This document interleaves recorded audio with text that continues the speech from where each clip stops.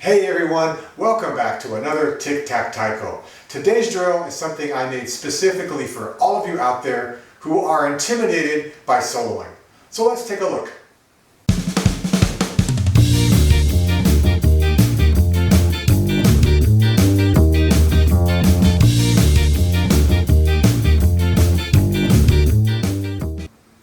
In percussion, you will often come across fills. Not that fill. Nope, not those fills either. I'm talking about the musical fill. So in simplest terms, a fill is something that comes at the end of a lot of repeated patterns. So you can think of it as, let's say, A, B. Essentially, you're playing something repeated, at the end you stop, you don't play it to leave you space to fill in musically.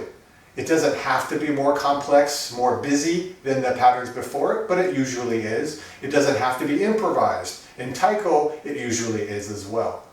There is a very famous fill that has played a very famous fill. I'm pretty sure you've heard it before. Let's now take this to more hands-on, more Taiko-oriented. The simplest repeated beat that I can give you is the downbeat. I'm going to give you 8 of those. 1, 2, 3, 4, 5, 6, 7, 8. I left the 8th one empty. Now I can fill it in with something else. 1, 2, 3, 4, 5, 6, 7, 8. Don, don. That's the simplest G with the simplest fill. Let's take another example, maybe a little more practical. Don, doko. Very, very common G. 3 loud notes. Let's shorten the pattern to 4 just to make this go quickly.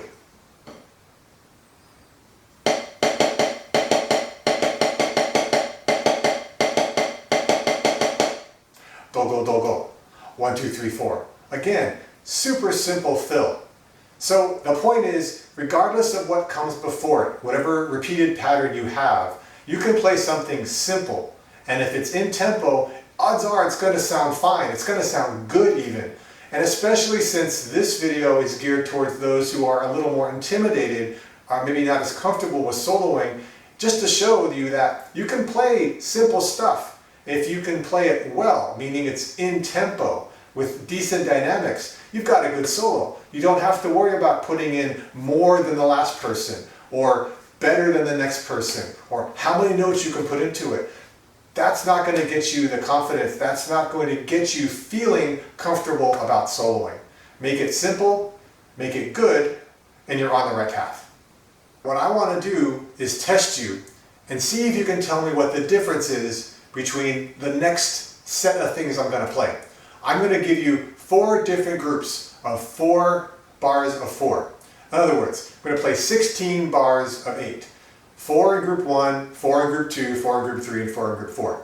I want you to tell me what's different and distinct about each grouping of 4.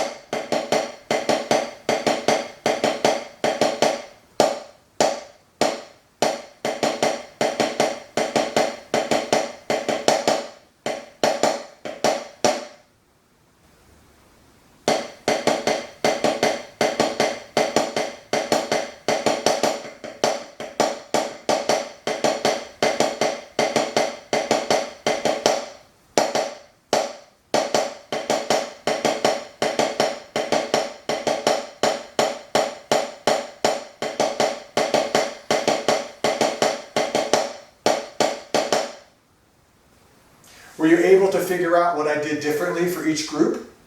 Let's go through them together. Group 1, I filled on the 8th bar at the very end. Group 2, I filled in the last 2 bars, 7 and 8. Group 3, I filled in the last 3 bars, 6, 7, and 8. But group 4 was a little different. I filled in bars 7, 8, and 1 of the next phrase. So this is a little bit different. You don't hear it often, but it is definitely a fill. It's fun to do that. It can mess with the perception of the downbeat, but you want to be careful you don't do that too much.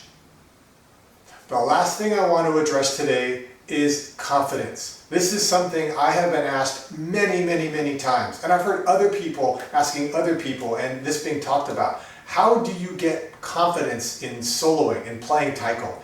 There's generally 2 schools of thought, and they're not mutually exclusive. You can practice both. One is fake it till you make it. Sell what you got. In other words, get out there and pretend that you have confidence. By acting confident, you will learn the same skills and the same mindset that someone has who is confident.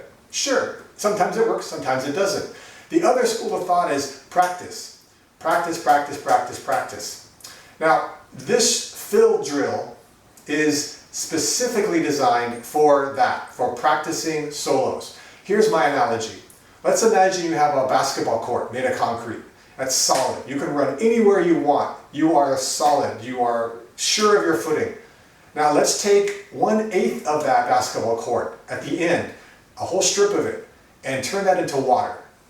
So it's not big enough for you to dive into or jump into, but it might be nice to sit on the edge and you can dangle your feet.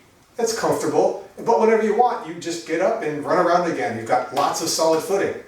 Now let's say you take away another strip. Now you have 2 sort of sections, maybe a quarter of the basketball court is now water. Well, you're still not going to jump in, but you can get in, you can float, it's comfortable, you know, there's room to move, but there's still a lot of solid ground. Now let's say you take another strip away, and another strip away. Eventually, you have less and less concrete, less solid footing, and more water, which is where you will improvise or fill. Now, ideally you want nothing but water. That's the ideal solo. Stuff you've created, stuff you're coming up with on the fly. But to start, it's good to have that solid footing. And how much water you want in those strips, how much you want to have that freedom, that's up to you. So you take a drill like this, and you start with 7 bars and a little bit of water. And you just repeat over and over and over and over. You change what you're doing in the water. Maybe you put your feet in, maybe you put a hand in, maybe you splash. You're changing it up. You're improvising, but in a very small, safe, controlled way.